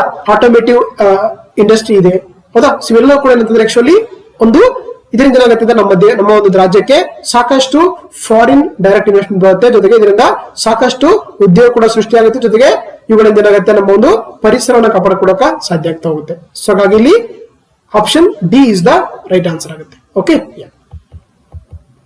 ನೆಕ್ಸ್ಟ್ ನೋಡ್ತೋಣ. ಪ್ರಧಾನಮಂತ್ರಿ ವಿಶ್ವಕರ್ಮ ಯೋಜನೆಗೆ ಸಂಬಂಧಿಸಿದಂತೆ ತಪ್ಪಾದ ಹೇಳಿಕೆ ಯಾವ್ದಂತ ಕೇಳಿದ್ದಾರೆ, ಹೌದಾ? ನೋಡಿ ಒಂದು ಸ್ಕೀಮ್ ಮಾಡಿದರೆ ಪ್ರಧಾನಮಂತ್ರಿ ವಿಶ್ವಕರ್ಮ ಯೋಜನೆ ಅಂತ ಕರೀತಾರೆ. ಫಸ್ಟ್ ಏಟ್ ನೋಡ್ತೋಣ. ಇದು ಕುಶಲ ಕರ್ಮಿಗಳಿಗೆ ಸಂಬಂಧಿಸಿದಂತ ಯೋಜನೆ ಅಂತ ಕೊಟ್ಟಿದ್ದಾರೆ. ಆಪ್ಷನ್ ಬಿ ಅಲ್ಲಿ MSME, ಹೌದಾ? ಕನ್ನಡ ಇಂಗ್ಲಿಷ್ ನಾವು ಏನ್ ಕರಿತೀವಿ MSME ಅಂತಂದ್ರೆ ಮೈಕ್ರೋ ಸ್ಮಾಲ್ ಮೀಡಿಯಂ ಎಂಟರ್ಪ್ರೈಸ್ ಅಂತ ಕರೀತಾರೆ. ಈ ಸಚಿವಾಲಯವು ಈ ಒಂದು ಯೋಜನೆಯನ್ನ ಕಾರ್ಯಗತಗೊಳಿಸ್ತಂತ ಕೊಟ್ಟಿದ್ದಾರೆ. ಆಪ್ಷನ್ ಸಿ ಅಲ್ಲಿ ಈ ಒಂದು ಯೋಜನೆ ಅಡಿಯಲ್ಲಿ ಯಾವುದೇ ಹಣಕಾಸಿನ ನೆರವು ಇರುವುದಿಲ್ಲ ಅಂತ ಕೊಟ್ಟಿದ್ದಾರೆ. ಆಪ್ಷನ್ ಡಿ ಅಲ್ಲಿ ಈ ಒಂದು ಯೋಜನೆ ಅಡಿಯಲ್ಲಿ 18 ಚಟುವಟಿಕೆಗಳು ಒಳಗೊಂಡಿವೆ ಅಂತ ಕೊಟ್ಟಿದ್ದಾರೆ. ಸೊ ಹಾಗಾದ್ರೆ ಈ ಕೊಟ್ಟಿರುವಂತಹ ಹೇಳಿಕೆಗಳಲ್ಲಿ ಯಾವುದು ತಪ್ಪಾದ ಹೇಳಿಕೆ ಅಂತ ಕೊಟ್ಟಿದ್ದಾರೆ? ಇಲ್ಲಿ ಆಪ್ಷನ್ ಸಿ ಇದೆಯಲ್ಲ, ಸೊ ಆಪ್ಷನ್ ಸಿ ಇದೆಯಲ್ಲ, ಇದು ತಪ್ಪಾದ ಹೇಳಿಕೆಯಾಗಿದೆ. ನೋಡಿ ಒಂದು ಯೋಜನೆ ಲಾಂಚ್ ಮಾಡ್ತಾರೆ, ಅದನ್ನ ನಾವು ಪ್ರಧಾನಮಂತ್ರಿ ವಿಶ್ವಕರ್ಮ ಯೋಜನೆ ಅಂತ ಕರೀತಾರೆ, ಹೌದಲ್ವಾ? ಇದು ಒಂದು ಸೆಂಟ್ರಲ್ ಕೇಂದ್ರ ಸರ್ಕಾರದ ಒಂದು ಯೋಜನೆ ಆಗಿದೆ. ಇದೇನಂದ್ರೆ ಇದರ ಮುಖ್ಯ ಉದ್ದೇಶ ಏನಂದ್ರೆ ಆಕ್ಚುಲಿ ಕುಶಲ ಕರ್ಮಿಗಳಿಗೆ ಅವ್ರಿಗೆ, ಹೌದಾ? ಕುಶಲ ಕರ್ಮಿಗಳಂತ ಗೊತ್ತಲ್ಲ ನಮ್ಗೆ, ಯಾರೆಲ್ಲ ಈಗ ಏನಂದ್ರೆ ಕಾರ್ಪೆಂಟರ್ಸ್ ಇರ್ತಾರೆ, ಫರ್ನಿಚರ್ ವರ್ಕ್ ಮಾಡ್ತಿರ್ತಾರೆ, ಹೌದಾ? ಟೇಲರ್ಸ್ ವರ್ಕ್ ಮಾಡ್ತಿರ್ತಾರೆ, ಅವ್ರಗಳನ್ನ ಅಂತ ಕರಿತೀವಿ ಕುಶಲ ಕರ್ಮಿಗಳು ಅಂತ ಕರೀತಾರೆ. ಓಕೆ, ಅವ್ರಿಗಾಗಿರೋ ಇದು ಒಂದು ವಿಶೇಷವಾದಂತಹ ಸ್ಕೀಮ್ ಅಂತ ಕರಿತೀವಿ ಪ್ರಧಾನಮಂತ್ರಿ ವಿಶ್ವಕರ್ಮ ಯೋಜನೆ ಅಂತ ಕರೀತಾರೆ. ಇದು ವಿಶೇಷವಾಗಿ ಸಾಂಪ್ರದಾಯಿಕ ಕುಶಲಕರ್ಮಿಗಳು ಅಥವಾ ಟ್ರೆಡಿಷನಲ್ ಆರ್ಟಿಸ್ಟ್ ಗಳಿಗೆ ಸಂಬಂಧಪಟ್ಟಂತ ಒಂದು ಸ್ಕೀಮ್ ಅಂತ ಕರಿತೀವಿ. ಜೊತೆಗೆ ಈ ಸ್ಕೀಮ್ ಅಲ್ಲಿ ಅಂದ್ರೆ ಸುಮಾರು 18 ಚಟುವಟಿಕೆಗಳನ್ನ, ಫಾರ್ ಎಕ್ಸಾಂಪಲ್ ನಮಗೆ ಬಡಿಗೆತನ ಆಗಿರ್ಬೋದು, ಕಂಬಾರಿಕೆ ಆಗಿರ್ಬೋದು, ಕುಂಬಾರಿಕೆ ಆಗಿರ್ಬೋದು, ಟೈಲರಿಂಗ್ ಆಗಿರ್ಬೋದು, ಈ ತರ ಸುಮಾರು 18 ಆಕ್ಟಿವಿಟಿಗಳನ್ನ ಈ ಒಂದು ಸ್ಕೀಮ್ ಅಲ್ಲಿ ಕವರ್ ಮಾಡ್ತಾ ಹೋಗ್ತಾರೆ. ಓಕೆನಾ. ಜೊತೆಗೆ ಈ ಸ್ಕೀಮ್ ಅಲ್ಲಿ ಏನಂತ ನೋಡಿ, ಆಕ್ಚುಲಿ ಇವನ್ ಯಾರೆಲ್ಲ ಈ ಸ್ಕೀಮ್ ಅಲ್ಲಿ ಅಪ್ಲೈ ಮಾಡ್ತಾರೋರಿಗೆಲ್ಲ ಸರ್ಕಾರ ಹಣಕಾಸಿನ ನೆರವು ಕೂಡ ಕೊಡ್ತಾ ಹೋಗುತ್ತೆ. ಓಕೆನಾ, ಹಣಕಾಸಿನ ನೆರವು ಕೂಡ ಕೊಡ್ತಾ ಹೋಗ್ತಾರೆ. ಜೊತೆಗೆ ಈ ಒಂದು ಸ್ಕೀಮ್ ಅನ್ನ ಯಾರು ಇಂಪ್ಲಿಮೆಂಟೇಷನ್ ಮಾಡ್ತಾರೆ ಅಂದ್ರೆ ಅದು ministry of the micro small medium enterprise ಏನ್ ಮಾಡುತ್ತೆ, ಈ ಒಂದು ಸಚಿವಾಲಯ ಈ ಒಂದು ಸ್ಕೀಮ್ ಅನ್ನ ಕಾರ್ಯಗತಗೊಳಿಸ್ತಾ ಹೋಗುತ್ತೆ. ಹೌದಾ. ನಮ್ಗೆ ಇಲ್ಲಿ ಕೇಳಿದ್ರೆ ತಪ್ಪಾದ ಹೇಳಿಕೆ ಅಂತಂದ್ರೆ ಎಸ್, ಆಪ್ಷನ್ ಎ ಅಂತ ಏನಿದೆ ಇದು ಕುಶಲಕರ್ಮಿಗೆ ಸಂಬಂಧಪಟ್ಟ ಯೋಜನೆ ಸರಿಯಾಗಿದೆ. ಎಂಎಸ್ಎಂಇ ಸಚಿವಾಲಯ ಕಾರ್ಯಗತಗೊಳಿಸುತ್ತಿದೆ, ಸರಿಯಾಗಿದೆ. ಇಲ್ಲಿ ಯಾವುದೇ ಹಣಕಾಸಿನ ನೆರವು ಇಲ್ಲ. ಆಕ್ಚುಲಿ ಇಲ್ಲಿ ಏನ್ ಮಾಡ್ತಾರೆ, ಹಣಕಾಸಿನ ನೆರವು ಕೊಡ್ತಾರೆ. ಸೊ ಹಾಗಾಗಿ ಇದು ತಪ್ಪಾದ ಹೇಳಿಕೆ ಆಗಿದೆ. ಹೌದಾ. ಜೊತೆಗೆ ಇದರಲ್ಲಿ ಟೋಟಲ್ ಆಗಿ 18 ಚಟುವಟಿಕೆಗಳನ್ನ ಒಳಗೊಂಡಿರುತ್ತದೆ. ಸೊ ಹಾಗಾಗಿ ಇಲ್ಲಿ ತಪ್ಪಾದ ಹೇಳಿಕೆ ಬಂದು option C is the right answer ಆಗುತ್ತೆ. Okay, that is the Pradhan Mantri Vishwakarma ಯೋಜನೆ ಅಂತ ಕರೀತಾರೆ. ನೆಕ್ಸ್ಟ್ ನೋಡ್ತಗೋಣ. ಅತಿ ಹೆಚ್ಚು ವಿದೇಶಿ ಬಂಡವಾಳ ಹೂಡಿಕೆ ಅಥವಾ ಇಂಗ್ಲಿಷ್ ನಲ್ಲಿ ನಾವು ಫಾರಿನ್ ಡೈರೆಕ್ಟ್ ಇನ್ವೆಸ್ಟ್ಮೆಂಟ್ ಆಕರ್ಷಿಸುವಂತ ರಾಜ್ಯ ಯಾವುದು ಅಂತ ಕೇಳಿದ್ದಾರೆ. ಆಪ್ಷನ್ ಎ ಅಲ್ಲಿ ಕರ್ನಾಟಕ ಇದೆ, ಆಪ್ಷನ್ ಬಿ ಅಲ್ಲಿ ಗುಜರಾತ್ ಇದೆ, ಆಪ್ಷನ್ ಸಿ ಅಲ್ಲಿ ಮಹಾರಾಷ್ಟ್ರ ಇದೆ, ಆಪ್ಷನ್ ಡಿ ಅಲ್ಲಿ ಕೇರಳ ಇದೆ. ಹೌದಾ. ಸೊ ಅಂದ್ರೆ ನಮ್ಮ ದೇಶದಲ್ಲಿ ಅತಿ ಹೆಚ್ಚು ಫಾರಿನ್ ಡೈರೆಕ್ಟ್ ಇನ್ವೆಸ್ಟ್ಮೆಂಟ್ ಅಥವಾ ವಿದೇಶಿ ಬಂಡವಾಳ ಹೂಡಿಕೆಯನ್ನ ಆಕರ್ಷಿಸುವಂತ ರಾಜ್ಯ ಯಾವುದು ಅಂತ ಕೇಳಿದರೆ ಕೊಟ್ಟಿದ್ದಾರೆ. ಇಲ್ಲಿ ಸರಿಯಾದ ಉತ್ತರ ಬಂದು ಮಹಾರಾಷ್ಟ್ರ ಇದೆಯಲ್ಲ, ಅದು ನಮ್ಮ ದೇಶದಲ್ಲಿ ಅಂತಂದ್ರೆ ಆಕ್ಚುಲಿ ಅತಿ ಹೆಚ್ಚು ಏನ್ ಮಾಡುತ್ತೆ, ಈ ಒಂದು FDI ಅಥವಾ ವಿದೇಶಿ ಬಂಡವಾಳ ಹೂಡಿಕೆಯನ್ನ ಆಕರ್ಷಿಸುವಂತ ರಾಜ್ಯವಾಗಿದೆ. ಸೊ ಹಾಗಾಗಿ option C is the right answer. ನೋಡಿ ನಮ್ಗೆ ಸರ್ವೇದಲ್ಲಿ ಮೆನ್ಷನ್ ಮಾಡಿದ್ದಾರೆ, ಹೌದಲ್ವಾ. ನಮ್ಮ ಕರ್ನಾಟಕ ಕೂಡ ಆಕ್ಚುಲಿ ಅತಿ ಹೆಚ್ಚು ಏನಂತಂದ್ರೆ ಇದು ಕೂಡ ಏನ್ ಮಾಡುತ್ತೆ, ಒಂದು ಫಾರಿನ್ ಡೈರೆಕ್ಟ್ ಇನ್ವೆಸ್ಟ್ಮೆಂಟ್ ಅನ್ನ ಹೂಡಿಕೆ ಮಾಡ್ಕೊಳ್ಳೋಕೆ ಸಾಕಷ್ಟು ಅವಕಾಶ ಕೊಟ್ಟಿರೋದು. ಹೌದಾ. ಅದು ನೋಡ್ತಾ ಇಲ್ಲಿ ನಮ್ಗೆ ನೋಡಿ ಹೈಯೆಸ್ಟ್ ಯಾವ್ದು ಅಂದ್ರೆ ಫಸ್ಟ್ ಸ್ಥಾನದಲ್ಲಿ ಮಹಾರಾಷ್ಟ್ರ ಇದೆ. ಇದು ನೋಡಿ ಸುಮಾರು ಅಂದ್ರೆ ನಮ್ಮ ದೇಶದ ಸುಮಾರು 30% ಏನು ಫಾರಿನ್ ಡೈರೆಕ್ಟ್ ಇನ್ವೆಸ್ಟ್ಮೆಂಟ್ ಇದೆಯಲ್ಲ, ಇದು ಒಂದೇ ರಾಜ್ಯದ ಸುಮಾರು 30% ಏನ್ ಮಾಡುತ್ತೆ, ಮಹಾರಾಷ್ಟ್ರ ಅಟ್ರಾಕ್ಟ್ ಮಾಡುತ್ತೆ. ಫಾರಿನ್ ಡೈರೆಕ್ಟ್ ಇನ್ವೆಸ್ಟ್ಮೆಂಟ್ ಅಂತ ಕರೀತಾರೆ. ಅಂದ್ರೆ ವಿದೇಶಿಯರು ಬಂದು ಏನ್ ಮಾಡ್ತಾರೆ, ನಮ್ಮ ದೇಶದಲ್ಲಿರುವಂತಹ ಕಂಪನಿಗಳಲ್ಲಿ ಅಥವಾ ಕೈಗಾರಿಕೆಗಳಲ್ಲಿ ಮಾಡ್ತಾರೆ, ತಮ್ಮ ಹಣವನ್ನ ಹಾಕ್ತಾರೆ. ಅದನ್ನ ನಾವು ವಿದೇಶಿ ಬಂಡವಾಳ ಹೂಡಿಕೆ ಅಂತ ಕರೀತಾರೆ. ಓಕೆ. ಹಾಗಾಗಿ ಅತಿ ಹೆಚ್ಚು ಅಟ್ರಾಕ್ಟ್ ಮಾಡೋದು ಯಾವ್ದು ಅಂತಂದ್ರೆ ಅದು ಮಹಾರಾಷ್ಟ್ರ ಇದೆ. ನೋಡಿ ಸುಮಾರು 61,921 ಕೋಟಿ ಅಂದ್ರೆ ಸುಮಾರು 30% ಏನ್ ಮಾಡುತ್ತೆ, FDI ಅನ್ನ ಒಂದೇ ರಾಜ್ಯ ಅಟ್ರಾಕ್ಟ್ ಮಾಡುತ್ತೆ, ಅದು ಮಹಾರಾಷ್ಟ್ರ ಆಗಿದೆ. ಸೆಕೆಂಡ್ ಪ್ಲೇಸ್ ಇರುವಂತದ್ದು ನಮ್ಮ ಕರ್ನಾಟಕ ಕೂಡ ಸೆಕೆಂಡ್ ಹೈಯೆಸ್ಟ್ ಏನ್ ಮಾಡುತ್ತೆ, ಫಾರಿನ್ ಡೈರೆಕ್ಟ್ ಇನ್ವೆಸ್ಟ್ಮೆಂಟ್ ಅನ್ನ ಅಟ್ರಾಕ್ಟ್ ಮಾಡುತ್ತೆ. ಇದು ಕೂಡ ನಮ್ಮ ದೇಶದ ಸುಮಾರು 23% ಅಂದ್ರೆ ಸುಮಾರು 47,000 ಕೋಟಿ 305. ಓಕೆ, 305 ಕೋಟಿ 47,305 ಕೋಟಿ ಏನ್ ಮಾಡುತ್ತೆ, ಈ ಒಂದು ಫಾರಿನ್ ಡೈರೆಕ್ಟ್ ಇನ್ವೆಸ್ಟ್ಮೆಂಟ್ ಅನ್ನ ಅಟ್ರಾಕ್ಟ್ ಮಾಡ್ತಾ ಹೋಗುತ್ತೆ. ಹಾಗಾಗಿ ನಮ್ಮ ದೇಶದಲ್ಲಿ ಎರಡನೇ ಅತಿ ಹೆಚ್ಚು FDI ಅಟ್ರಾಕ್ಟ್ ಮಾಡುವಂತ ರಾಜ್ಯ ಅಂತ ಗೊತ್ತಿರಬೇಕದು ಕರ್ನಾಟಕವಾಗಿದೆ. ಮೂರನೇ ಪ್ಲೇಸ್ ಅಲ್ಲಿ ಗುಜರಾತ್ ಇದೆ. ಗುಜರಾತ್ ಅಲ್ಲಿ ಇದು ಕೂಡ ಸುಮಾರು 16% ಇದೆ. ನಾಲ್ಕನೇ ಪ್ಲೇಸ್ ಅಲ್ಲಿ ಡೆಲ್ಲಿ ಇದೆ, ಸುಮಾರು 14% ಇದೆ. ಓಕೆ. ಸೊ ಹಾಗಾಗಿ ಇಲ್ಲಿ ಸರಿಯಾದ ಉತ್ತರ ಆಗಿರುವಂತದ್ದು so Maharashtra, option C is the right answer. Okay. Next ನೋಡ್ತಗೋಣ. Script your adventure. Script your adventure ಎಂಬ ಥೀಮ್ ಡ್ಯಾಶ್ ಕ್ಷೇತ್ರಕ್ಕೆ ಸಂಬಂಧಪಟ್ಟಿದೆ ಅಥವಾ ಅಂತ ಕೇಳಿದ್ದಾರೆ. ಹೌದಾ. ಫಸ್ಟ್ ಆಪ್ಷನ್ ಇದೆ ಶಿಕ್ಷಣ ಅಂತಿದೆ, ಆಪ್ಷನ್ ಬಿ ಕೈಗಾರಿಕೆ ಅಂತಿದೆ, ಆಪ್ಷನ್ ಸಿ ಪ್ರವಾಸೋದ್ಯಮ ಅಂತ ಕೊಟ್ಟಿದ್ದಾರೆ, ಆಪ್ಷನ್ ಡಿ ಕೃಷಿ ಅಂತ ಕೊಟ್ಟಿದ್ದಾರೆ. ಹೌದಾ. ಸ್ಕ್ರಿಪ್ಟ್ ಯುವರ್ ಅಡ್ವೆಂಚರ್ ಅನ್ನುವಂತ ಥೀಮು ಈ ಕೆಳಗಿನ ಯಾವ ಕ್ಷೇತ್ರಕ್ಕೆ ಸಂಬಂಧಪಟ್ಟಿದ್ದಾರೆ ಗೊತ್ತಿರಬೇಕದು. ಸೊ ಆಪ್ಷನ್ ಸಿ ಪ್ರವಾಸೋದ್ಯಮಕ್ಕೆ ಸಂಬಂಧಪಟ್ಟಂತ ಒಂದು ಥೀಮ್ ಆಗಿದೆ ಅಥವಾ ದೇಹವಾಗಿದೆ ಅಂತ ಕರಿತೀವಿ ನಾವು. ಹಾಗಾಗಿ option C is the right answer. ನೋಡಿ ನಮ್ಗೆ ಸರ್ವೇದಲ್ಲಿ ಮೆನ್ಷನ್ ಮಾಡಿದ್ದಾರೆ. ಹೌದಾ. ನೋಡಿ ಯಾಕಂದ್ರೆ ಯಾವುದೇ ಒಂದು ರಾಜ್ಯ ಇರ್ಬೋದು, ದೇಶ ಇರ್ಬೋದು, ಏನಂದ್ರೆ ಪ್ರವಾಸೋದ್ಯಮ ಇದೆಯಲ್ಲ, ಅದು ಏನಂದ್ರೆ ಸಾಕಷ್ಟು ಉದ್ಯೋಗಗಳ ಸೃಷ್ಟಿ ಮಾಡ್ತಾ ಹೋಗುತ್ತೆ ಮತ್ತು ಸಾಕಷ್ಟು ಒಂದು ಏನಂತಂದ್ರೆ ಡೆವಲಪ್ಮೆಂಟ್ ಕೂಡ ಕಾಣಾಗ್ತಾ ಹೋಗುತ್ತೆ. ಅದಕ್ಕೆ ಏನ್ ಮಾಡುತ್ತೆ, 2018 ಕರ್ನಾಟಕ ಸರ್ಕಾರ ಏನ್ ಮಾಡ್ತಾರೆ, ಸುಮಾರು ಏನ್ ಮಾಡುತ್ತೆ, ಒಂದು ಥೀಮ್ ಅನ್ನು ಇಟ್ಕೊಂಡಿದ್ದಾರೆ. ಏನಂದ್ರೆ ಸ್ಕ್ರಿಪ್ಟ್ ಯುವರ್ ಅಡ್ವೆಂಚರ್ ಅಂತ ಕರೀತಾರೆ. ಹೌದಾ. ಏನ್ ಮಾಡಿದರೆ ಸ್ಕ್ರಿಪ್ಟ್ ಯುವರ್ ಅಡ್ವೆಂಚರ್ ಅನ್ನೋ ಒಂದು ಥೀಮ್ ಮುಖಾಂತರ ಅಂದ್ರೆ ಕರ್ನಾಟಕ ಪ್ರವಾಸೋದ್ಯಮ ಮಾಡಿದ 2018 ಒಂದು ಥೀಮ್ ಇಟ್ಕೊಂಡು ನಮ್ಮ ಪ್ರವಾಸೋದ್ಯಮವನ್ನ ಅಭಿವೃದ್ಧಿಗೊಳಿಸ್ಕೊಳ್ಳಕ್ಕೆ ಇರುವಂತ ಥೀಮ್ ಇಟ್ಕೊಂಡಿರುತ್ತದೆ. ಹೌದಾ. ಯಾಕಂದ್ರೆ ನೋಡಿ ನಮ್ಮ ಕರ್ನಾಟಕ ಇದೆಯಲ್ಲ, ನಮ್ಮ ಕರ್ನಾಟಕದಲ್ಲಿ ಕೂಡ ಸಾಕಷ್ಟು ಒಂದು ಪ್ರವಾಸೋದ್ಯಮ ತಾಣಗಳಿದೆ. ಅಂದ್ರೆ ನಮ್ದಲ್ಲಿ ಹೆರಿಟೇಜ್ ಸೈಟ್ಸ್ ಇದೆ. ಫಾರ್ ಎಕ್ಸಾಂಪಲ್ ಹಂಪಿ ಆಗಿರ್ಬೋದು, ಹಳೆಬೀಡು ಆಗಿರ್ಬೋದು, ಬೇಲೂರು ಆಗಿರ್ಬೋದು ಅಲ್ವಾ. ಅದೇ ರೀತಿ ನಮ್ಮ ದೇಶದಲ್ಲಿ, ನಮ್ಮ ರಾಜ್ಯದಲ್ಲಿ ನ್ಯಾಷನಲ್ ಪಾರ್ಕ್ ಇದೆ, ವೈಲ್ಡ್ ಲೈಫ್ ಸ್ಯಾಂಕ್ಚುರಿಗಳಿದೆ, ಅದೇ ರೀತಿ ಗಿರಿಧಾಮಗಳಿದೆ, ಬರ್ಡ್ ಸ್ಯಾಂಕ್ಚುರಿಗಳಿದೆ, ಅದೇ ರೀತಿ ವಾಟರ್ ಫಾಲ್ಸ್ ಗಳಿರುವಂತದ್ದು. ಹೌದಾ, ಅದೇ ರೀತಿ ನಮಗೆ ಸುಮಾರು 320 ಕಿಲೋಮೀಟರ್ ಒಂದು ನಮ್ಮಲ್ಲಿ ಕೋಸ್ಟ್ ಏರಿಯಾ ಇದೆ. ಇವೆಲ್ಲ ಕೂಡ ಏನ್ ಮಾಡುತ್ತೆ ಆಕ್ಚುಲಿ ಒಂದು ಪ್ರವಾಸವನ್ನ ಅಟ್ರಾಕ್ಟ್ ಮಾಡುವಂತ ತಾಣಗಳಾಗಿದೆ. ಅದಕ್ಕೆ ಏನ್ ಮಾಡಿದ್ರೆ ಒಂದು ಥೀಮ್ ಇದೆ ನಮ್ಮ ರಾಜ್ಯದ. ಹೌದಾ, ಏನೇ theme? One state many world ಅಂತಿದ್ರು. ಹೌದಾ, ಕರ್ನಾಟಕ ಪ್ರವಾಸೋದ್ಯಮದ ಏನು ಘೋಷಣೆ ಇದೆ ಅಂದ್ರೆ ಆಕ್ಚುಲಿ ಒಂದು ರಾಜ್ಯ ಹಲವು ಜಗತ್ತು ಅಥವಾ ಒನ್ ಸ್ಟೇಟ್ ಮೆನಿ ವರ್ಲ್ಡ್ ಅಂತ ಕರೀತಾರೆ. ಜೊತೆಗೆ ನಮ್ಮ ದೇಶ ಕೂಡ ಏನಂದ್ರೆ ನೋಡಿ ಆಕ್ಚುಲಿ ಭಾರತ ಇದೆಯಲ್ಲ, ಭಾರತ ಕೂಡ ಏನ್ ಮಾಡ್ತಿದ್ರೆ ಸಾಕಷ್ಟು ಒಂದು ಪ್ರವಾಸೋದ್ಯಮ ಅಟ್ರಾಕ್ಟ್ ಮಾಡ್ತಾ ಹೋಗುತ್ತೆ. ಅಂದ್ರೆ ನಮ್ಮ ದೇಶದ GDP ತಗೊಂಡಾಗ ಸುಮಾರು 9.2% ಇದೆಯಲ್ಲ, ಅದೇನಾಗುತ್ತೆ ಎಲ್ಲವೂ ಕೂಡ ಪ್ರವಾಸೋದ್ಯಮ ನಮ್ಮ ದೇಶದ ಒಂದು GDPಗೆ ಕನ್ವರ್ಟ್ ಆಗ್ತಾ ಹೋಗುತ್ತೆ. ಇಡೀ ನೋಡಿ ಸುಮಾರು 185 ದೇಶಗಳಲ್ಲಿ ಭಾರತ ಕೂಡ ಆಕ್ಚುಲಿ 3ನೇ ಅತಿ ಹೆಚ್ಚು ಈ ಒಂದು ಟೂರಿಸ್ಟ್ ಅನ್ನು ಅಟ್ರಾಕ್ಟ್ ಮಾಡುವಂತ ದೇಶ ಆಗಿದೆ. ಅದರಿಂದ ಸಾಕಷ್ಟು GDP ಕ್ರಿಯೇಟ್ ಮಾಡುವಂತ ದೇಶ ಆಗಿದೆ ಅಂತ ಕರಿತೀವಿ ನಮ್ಮ ಭಾರತವನ್ನ. ಓಕೆನಾ? ಸೊ ಹಾಗಾಗಿ ಇಲ್ಲಿ ಸ್ಕ್ರಿಪ್ಟ್ ಯುವರ್ ಅಡ್ವೆಂಚರ್ ಅಂತಿದ್ದೀರಾ, ಇದು ಕರ್ನಾಟಕ ಪ್ರವಾಸೋದ್ಯಮ ಒಂದು ಥೀಮ್ ಆಗಿರುವಂತದ್ದು. ಸೊ ಹಾಗಾಗಿ option C is the right answer ಆಗುತ್ತೆ. Okay, option C is the right answer. ಜೊತೆಗೆ ನೋಡಿ ಸ್ಕೀಮ್ ಕೂಡ ಮಾಡಿದ್ದಾರೆ. ಹೌದಾ, ಕರ್ನಾಟಕ ಪ್ರವಾಸ ದರ್ಶನ ಕಾರ್ಯಕ್ರಮ ಮಾಡಿದ್ದಾರೆ. ಇದರ ಗೊತ್ತಿಗೆಲ್ಲಂತೆ ಏನ್ ಮಾಡ್ತಾರೆ, ಸರ್ಕಾರಿ ಶಾಲೆ ಇರುವಂತ SC ST ಮಕ್ಕಳಿಗೆ ಏನಂದ್ರೆ ಆಕ್ಚುಲಿ ಕರ್ನಾಟಕ ದರ್ಶನ ಪ್ರವಾಸ ಮಾಡ್ತಾ ಹೋಗ್ತಾರೆ. ಅದೇ ರೀತಿ ಇನ್ನೊಂದು ಸ್ಕೀಮ್ ಮಾಡಿದರೆ ಪ್ರವಾಸಿ ಮಿತ್ರ ಯೋಜನೆ ಅಂತ ಕರೀತಾರೆ. ಅಂದ್ರೆ ಇದೊಂದು ಫೋರ್ಸ್ ಏನ್ ಮಾಡ್ತಾರೆ ಅಂದ್ರೆ ಈ ಪ್ರವಾಸಿ ಸ್ಥಾನಗಳಲ್ಲಿ ಆಕ್ಚುಲಿ ಅವರಿಗೆ ಹೆಲ್ಪ್ ಮಾಡ್ಕೊಳಕ್ಕೆ ಅಂತಂದ್ರೆ ಒಂದು ಫೋರ್ಸ್ ಕ್ರಿಯೇಟ್ ಮಾಡಿದ್ದಾರೆ. ಅದನ್ನ ನಾವು ಪ್ರವಾಸಿ ಮಿತ್ರ ಯೋಜನೆ ಅಂತ ಕರೀತಾರೆ. ಓಕೆನಾ? ನೆಕ್ಸ್ಟ್ ನೋಡ್ತಗೋಣ, G20 ಸಂಘಟನೆಗೆ ಸಂಬಂಧಿಸಿದಂತೆ ಯಾವ ಹೇಳಿಕೆಗಳು ಸರಿಯಾಗಿವೆ ಅಂತ ಕೇಳಿದ್ದಾರೆ. ಹೌದಾ, ನೋಡಿ G20 ನಮ್ಗೆ ತುಂಬಾ, ಯಾಕಂದ್ರೆ 2023 ಭಾರತದಲ್ಲಿ G20 ಆಯ್ತು. ಹಾಗಾಗಿ ಈ ಪ್ರಶ್ನೆ ನಿಮಗೆ ಎಲ್ಲ ಎಕ್ಸಾಮ್ಗಳು ಕೂಡ ಇಂಪಾರ್ಟೆಂಟ್ ಆಗ್ತಾ ಹೋಗುತ್ತೆ. ನೋಡಿ ಫಸ್ಟ್ ಸ್ಟೇಟ್ಮೆಂಟ್ ನೋಡ್ತಗೋಣ, 2023 G20 ಸಮ್ಮೇಳನವು ಭಾರತದಲ್ಲಿ ಜಾರಿಗೆ ತಂದುಕೊಟ್ಟಿದ್ದಾರೆ. ಎರಡನೇ ಆಪ್ಷನ್ ಬಿ ಅಲ್ಲಿ G20 ಸಂಘಟನೆಯು 18ನೇ ಸಮ್ಮೇಳನದ G20 ಸಂಘಟನೆಯ 17ನೇ ಸಮ್ಮೇಳನದ ಧ್ಯೇಯ ವಾಕ್ಯ ವಸುಧೈವ ಕುಟುಂಬಕಂ ಅಂತ ಕೊಟ್ಟಿದ್ದಾರೆ. ಅದೇ ರೀತಿ ಆಫ್ರಿಕನ್ ಯೂನಿಯನ್ G20 ಸಂಘಟನೆಯ 21ನೇ ಸದಸ್ಯ ರಾಷ್ಟ್ರವಾಗಿ ಸೇರ್ಪಡೆ ಆಗಿದೆ ಕೊಟ್ಟಿದ್ದಾರೆ. ಆಪ್ಷನ್ ಡಿ ಅಲ್ಲಿ ಮೇಲ್ನೇ ಎಲ್ಲ ಒಂದು ಕೊಟ್ಟಿದ್ದಾರೆ. ಹೌದಾ, ನೋಡಿ ಆಕ್ಚುಲಿ ಇದೊಂದು ಕೊಟ್ಟಿರುವಂತ ಎಲ್ಲ ಹೇಳಿಕೆಗಳು ಕೂಡ ಆಕ್ಚುಲಿ ಸರಿಯಾಗಿದೆ. ಹಾಗಾಗಿ option D is the right answer. ಹೌದಾ, ನೋಡಿ G20 ಅಂದ್ರೆ ಇದು ಗ್ರೂಪ್ ಆಫ್ ದಿ 20 ಕಂಟ್ರೀಸ್. ಇದು ಸುಮಾರು 20 ದೇಶಗಳ ಒಂದು ಸಂಘಟನೆ ಇದೆಯಲ್ಲ, ಅದನ್ನು ನಾವು G20 ಅಂತ ಕರೀತಾರೆ. ಹಾಗಾಗಿ 2023 ಏನು ಸಮ್ಮೇಳನ ಇತ್ತಲ್ಲ, ಅದು ನಡೆದಿದ್ದು ನಮ್ಮ ಭಾರತದಲ್ಲಿ ಅಂತ ಹೇಳ್ತೀವಿ ನಾವು ಅದನ್ನ. ಹಾಗಾಗಿ ಫಸ್ಟ್ ಸ್ಟೇಟ್ಮೆಂಟ್ ಸರಿಯಾಗುತ್ತೆ. ಜೊತೆಗೆ ಏನು 2020 ನಡೆದಂತ G20 ಸಮ್ಮೇಳನ ಇತ್ತಲ್ಲ, ಅದು ಎಷ್ಟೇದಾಗಿತ್ತು? 18ನೇ G20 ಸಮ್ಮೇಳನ ಆಗಿತ್ತು. ಜೊತೆಗೆ ಭಾರತದಲ್ಲಿ ನಡೆದ ಕಾರಣಕ್ಕೆ ಏನ್ ಮಾಡಿದ್ರು, ಒಂದು ದೇಹ ವಾಕ್ಯ ಒಂದು ಥೀಮ್ ಇತ್ತು. ಏನಿದೆ ಅದು? ವಸುಧೈವ ಕುಟುಂಬಕಂ.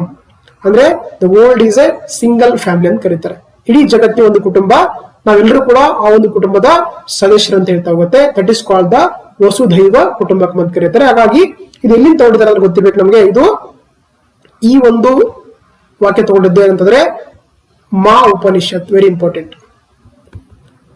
ಇದೇನ್ ಮಾಡಿದ್ರೆ ಆಕ್ಚುಲಿ ಮಾ ಉಪನಿಷತ್ ಆಕ್ಚುಲಿ ಪಡೆದಿರುವಂತಹ ಒಂದು ವೇದ ವಾಕ್ಯ ಅಂತಂದ್ರೆ ಅಂತ ಕರಿತೀವಿ. ಅದನ್ನ ನಾವು ವಸುಧೈವ ಕುಟುಂಬಕಂ ಅಂತ ಕರಿತೀವಿ. ಇದು ಇಲ್ಲಿ ತಗೊಂಡು ನಾವು ಇದನ್ನ ಮಾ ಉಪನಿಷತ್ ಇಂದ ತಗೊಂಡಿರುವಂತದ್ದು.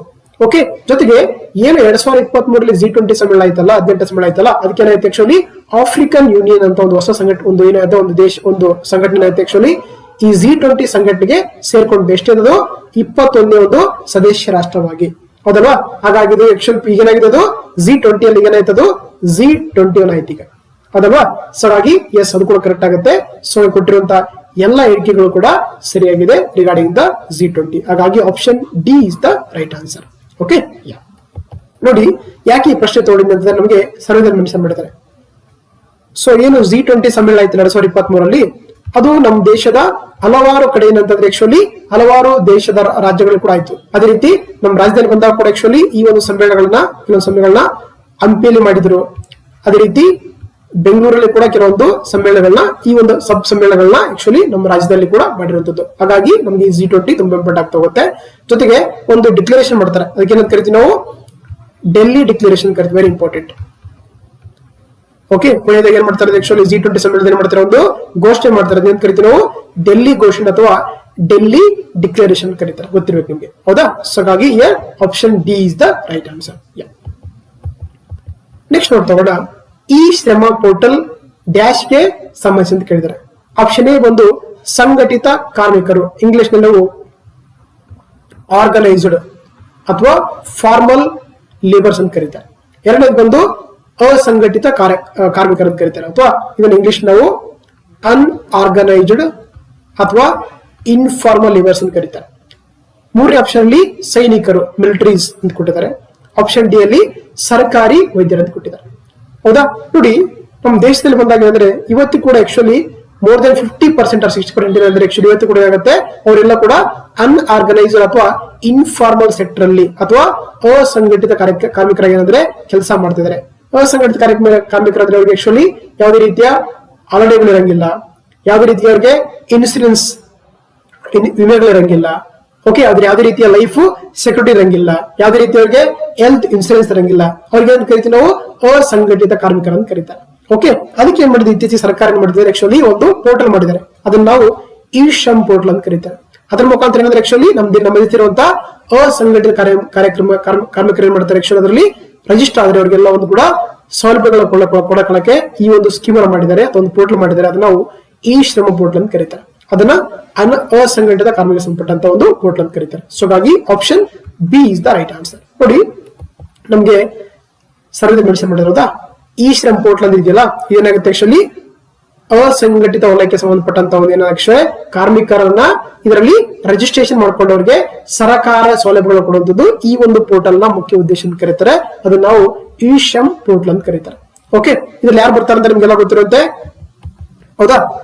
ಕೃಷಿ ಮಾಡುವಂತ ರೈತರು, ಹೌದಾ, ಕಟ್ಟಡ ನಿರ್ಮಾಣ ಮಾಡುವಂತ ಕಾರ್ಮಿಕರಾಗಿರ್ಬೋದು, ಹೌದಾ, ಉಡುಪುಗಳು ಅಂದ್ರೆ ಬಟ್ಟೆಗಳ ನಿರ್ಮಾಣ ಮಾಡುವಂತ ಕಾರ್ಮಿಕರಾಗಿರ್ಬೋದು, ವಾಹನಗಳ ಡ್ರೈವರ್ಸ್ ಆಗಿರ್ಬೋದು, ಕಂಡಕ್ಟರ್ಸ್ ಗಳಾಗಿರ್ಬೋದು, ಹೌದಾ, ಅದೇ ರೀತಿ ಗೃಹ ಕೆಲಸ ಮಾಡುವಂತವ್ರು, ಮನೆ ಕೆಲಸ ಮಾಡುವಂತವ್ರು ಎಲ್ಲರೂ ಕೂಡ ಕರಿತೀವಿ ಆಕ್ಚುಲಿ ಇವ್ರನ್ನ ನಾವು ಅಸಂಘಟಿತ ಕಾರ್ಮಿಕರು ಅಂತ ಕರೀತಾರೆ. ಓಕೆ, ಇವ್ರಿಗೋಸ್ಕರ ಏನ್ ಮಾಡಿದರೆ ಇತ್ತೀಚೆಗೆ ಒಂದು ಪೋರ್ಟಲ್ ಮಾಡಿದರೆ, ಅದನ್ನ ನಾವು ಇ ಶ್ರಮ್ ಪೋರ್ಟಲ್ ಅಂತ ಕರೀತಾರೆ. ಹಾಗಾಗಿ ಆಪ್ಷನ್ ಬಿ ಇದು ಅಸಂಘಟಿತ ಕಾರ್ಮಿಕರಿಗೆ ಸಂಬಂಧಪಟ್ಟ ಒಂದು ಪೋರ್ಟಲ್ ಆಗಿದೆ ಅಂತ ಕರಿತೀವಿ. Option B is the right answer. Next ನೋಡ್ತಾ ನಿರುದ್ಯೋಗ ದರ ಅಥವಾ ಅನ್ಎಂಪ್ಲಾಯ್ಮೆಂಟ್ ರೇಟ್ ಗೆ ಅಥವಾ ದರಕ್ಕೆ ಸಂಬಂಧಿಸಿದಂತೆ ಕೆಳಗಿನ ಯಾವ ಹೇಳಿಕೆಗಳು ಸರಿಯಾಗಿವೆ ಅಥವಾ ಕರೆಕ್ಟ್ ಆಗಿದೆ ಅಂತ ಕೇಳಿದ್ದಾರೆ. ಹೌದಾ? ಸ್ಟೇಟ್ಮೆಂಟ್ ಏನ್ ನೋಡ್ತಾ ಕರ್ನಾಟಕ ನಿರುದ್ಯೋಗ ದರವು ಭಾರತದ ಸರಾಸರಿ ನಿರುದ್ಯೋಗ ದರಕ್ಕಿಂತ ಕಡಿಮೆ ಇದೆ ಅಂತ ಕೊಟ್ಟಿದ್ದಾರೆ. ಸ್ಟೇಟ್ಮೆಂಟ್ ಬಿ ಅಲ್ಲಿ ಪ್ರಸ್ತುತ ಕರ್ನಾಟಕದ ನಿರುದ್ಯೋಗ ದರವು 2.6% ಆಗಿದೆ ಅಂತ ಕೊಟ್ಟಿದ್ದಾರೆ. ಮೂರನೇ ಆಪ್ಷನ್ ಅಲ್ಲಿ ಬಂದಾಗ ದಕ್ಷಿಣ ಭಾರತ ರಾಜ್ಯಗಳಿಗೆ ಹೋಲಿಸಿದಾಗ ಕರ್ನಾಟಕದ ನಿರುದ್ಯೋಗ ದರವು ಕಡಿಮೆ ಇದೆ ಅಂತ ಕೊಟ್ಟಿದ್ದಾರೆ. ಆಪ್ಷನ್ ಡಿ ಮೇಲ್ ಎಲ್ಲ ಅಂತ ಕೊಟ್ಟಿದ್ದಾರೆ. ಹೌದಾ? ಸೊ ಇಲ್ಲಿ ಸರಿಯಾದ ಉತ್ತರ ಬಂದು ಆಪ್ಷನ್ ಡಿ ಮೇಲ್ ಎಲ್ಲವೂ ಕೂಡ ಸರಿಯಾದ ಹೇಳಿಕೆಯಾಗಿದೆ ರಿಗಾರ್ಡಿಂಗ್ ದ ಅನ್ಎಂಪ್ಲಾಯ್ಮೆಂಟ್ ರೇಟ್ ಅಥವಾ ಕನ್ನಡದಲ್ಲಿ ನಾವು ಇದನ್ನ ನಿರುದ್ಯೋಗ ದರ ಅಂತ ಕರೀತಾರೆ. ನೋಡಿ, ನಮ್ಗೆ ಸರ್ವೇದಲ್ಲಿ ಮೆನ್ಷನ್ ಮಾಡ್ತಾ ಹೋಗ್ತಾರೆ. ಹೌದಾ? ನೋಡಿ, ಪ್ರಸ್ತುತ ನಮ್ಮ ದೇಶ ತಗೊಂಡಾಗ ರಾಜ್ಯದಲ್ಲಿ ಕರ್ನಾಟಕ ರಾಜ್ಯದಲ್ಲಿ ಅಂದ್ರೆ ಸುಮಾರು 2.6% ಏನಾಗಿದೆ ಅಂತಂದ್ರೆ ಆಕ್ಚುಲಿ ಅನ್ಎಂಪ್ಲಾಯ್ಮೆಂಟ್ ರೇಟ್ ಅಥವಾ ನಿರುದ್ಯೋಗ ದರ ಇದೆ. ಅದೇ ರೀತಿ ಭಾರತ ತಗೊಂಡಾಗ ಎಷ್ಟಿದೆ, ಭಾರತದಲ್ಲಿ 3.4% ಇದೆ. ಹೌದಲ್ವಾ? ಅದಕ್ಕೆ ಏನ್ ಕೇಳಿದ್ರೆ ಆಕ್ಚುಲಿ ಕರ್ನಾಟಕದ ನಿರುದ್ಯೋಗ ದರವು ಭಾರತ ಸರಾಸರಿ ನಿರುದ್ಯೋಗ ದರಕ್ಕಿಂತ ಕಡಿಮೆ ಇದೆ ಅಂತ ಕೊಟ್ಟಿದ್ದಾರೆ. ಹೌದಾ? ಎಸ್, ಯಾಕಂದ್ರೆ ನಮ್ಮ ರಾಜ್ಯದ್ದು 2.6 ಇದೆ, ದೇಶದ್ದು 3.4 ಇದೆ, 3.4 ಇದೆ. ಹಾಗಾಗಿ ಸೊ ಫಸ್ಟ್ ಸ್ಟೇಟ್ಮೆಂಟ್ ಸರಿಯಾಗುತ್ತೆ. ಎರಡನೇ ನೋಡಿ, ಆಕ್ಚುಲಿ ಪ್ರಸ್ತುತ ಕರ್ನಾಟಕದ ನಿರುದ್ಯೋಗ ದರ ಎಷ್ಟಿದೆ, 2.6 ಇದೆ. ಹೌದಾ? ಸೊ ಹಾಗಾಗಿ ಈ ಸ್ಟೇಟ್ಮೆಂಟ್ ಕೂಡ ಸರಿಯಾಗುತ್ತೆ. ಮೂರನೇ ನೋಡ್ತಾ ಇಲ್ಲಿ ಕೊಟ್ಟಿದ್ದಾರೆ ನಮಗೆ ಮ್ಯಾಪ್ ಅಲ್ಲಿ. ನೋಡಿ, ಇಲ್ಲಿ ಅಂತಂದ್ರೆ ಆಕ್ಚುಲಿ ಸೌತ್ ಸ್ಟೇಟ್ಸ್ ಕೊಟ್ಟಿದ್ದಾರೆ. ಹೌದಾ? ಆಂಧ್ರ ಪ್ರದೇಶ ಇದೆ, ಕರ್ನಾಟಕ ಇದೆ, ಕೇರಳ ಇದೆ, ಮಹಾರಾಷ್ಟ್ರ ಇದೆ, ತಮಿಳುನಾಡು ಇದೆ, ತೆಲಂಗಾಣ ಇದೆ, ಎಲ್ಲ ಆಲ್ ಇಂಡಿಯಾ ಇದೆ. ಹೌದಾ? ಸೊ ಹಾಗಾಗಿ ಕರ್ನಾಟಕ ಎಷ್ಟಿದೆ ನೋಡಿ, 2.6% ಇದೆ. ಅಂದ್ರೆ ನಮ್ಮ ದಕ್ಷಿಣ ಭಾರತದ ರಾಜ್ಯಗಳ ಹೋಲಿಕೆ ಮಾಡಿದಾಗ ಏನಾಗುತ್ತೆ, ಕರ್ನಾಟಕದಲ್ಲಿ ಅತಿ ಕಡಿಮೆ ನಿರುದ್ಯೋಗ ದರ ಇದೆ. ಅತಿ ಹೆಚ್ಚು ಇದೆ ಅಂತ ಗೊತ್ತಿರಬೇಕು ನಿಮಗೆ, ಅದು ಕೇರಳ ಎಷ್ಟಿದೆ, 8.4% ಇದೆ ನೋಡಿ. ಹೌದಾ? ಭಾರತ ಎಷ್ಟಿದೆ, 3.4% ಇದೆ. ಸೊ ಹೌದಲ್ವಾ? ಸೊ ಹಾಗಾಗಿ ಥರ್ಡ್ ಸ್ಟೇಟ್ಮೆಂಟ್ ಕೊಟ್ಟಿದ್ದಾರೆ ನೋಡಿ, ದಕ್ಷಿಣ ಭಾರತ ರಾಜ್ಯಗಳಿಗೆ ಹೋಲಿಸಿದಾಗ ಕರ್ನಾಟಕದ ನಿರುದ್ಯೋಗವು ಕಡಿಮೆ ಇದೆ. ಎಸ್, ಹೌದಲ್ವಾ? ಸೊ ಇದು ಕೂಡ ಕರೆಕ್ಟ್ ಆಗುತ್ತೆ. Here option D all mill ಎಲ್ಲವೂ ಕೂಡ ಸರಿಯಾದ ಹೇಳಿಕೆಯಾಗಿದೆ ರಿಗಾರ್ಡಿಂಗ್ ದ ಅನ್ಎಂಪ್ಲಾಯ್ಮೆಂಟ್ ರೇಟ್ ಅಥವಾ ನಿರುದ್ಯೋಗ ದರ ಅಂತ ಕರೀತಾರೆ. ಗೊತ್ತಿರಬೇಕು ನಿಮಗೆ. ಓಕೆ, ಯಾ. ಸೊ ಹಾಗಾಗಿ ಇದಿಷ್ಟು ಕ್ವಶನ್ಸ್ ಗಳಾಗಿದ್ದು, ಈ ಒಂದು ವಿಡಿಯೋ ಕ್ಲಾಸ್ ನಿಮಗೆ ಇಷ್ಟ ಆಗಿದ್ರೆ ದಯವಿಟ್ಟು ಲೈಕ್ ಮಾಡಿ, ನಿಮ್ಮ ಫ್ರೆಂಡ್ಸ್ಗೆ ಶೇರ್ ಮಾಡಿ, ಹಾಗೆ ಜೊತೆಗೆ ಸಬ್ಸ್ಕ್ರಿಪ್ಷನ್ ಮಾಡಿ. ಓಕೆ, ಮತ್ತೆ ಮುಂದಿನ ದಿನಗಳಲ್ಲಿ ನೆಕ್ಸ್ಟ್ ಪಾರ್ಟ್ ಅನ್ನು ಕಂಟಿನ್ಯೂ ಮಾಡ್ತಾ ಹೋಗೋಣ. ಅಲ್ಲಿವರೆಗೂ ಥ್ಯಾಂಕ್ ಯು. ಯಾ.